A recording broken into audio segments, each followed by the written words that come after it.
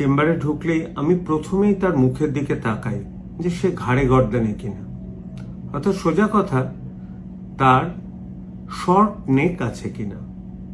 এবং যদি কেউ মোটা সোটা মানুষ শর্ট নেক হয়, তাকে প্রথমে জিজ্ঞেস করি সকালবেলায় কি আপনার ভালো লাগে না খুব দুর্বল লাগে। দেখবেন 90% বলবে সকালে ঘুম থেকে উঠতে ইচ্ছা করছে না।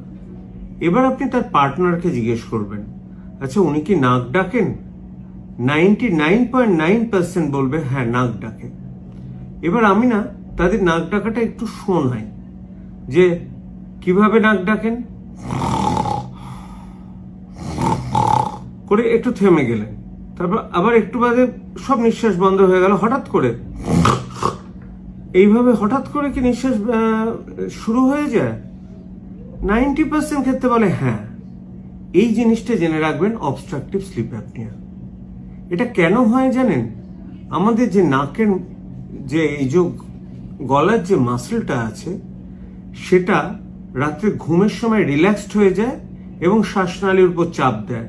যত চাপ দেবে তত করে নাক ডাকতে থাকবে।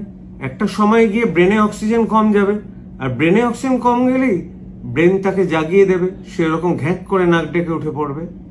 এটা ট্রিটমেন্ট করাবেন।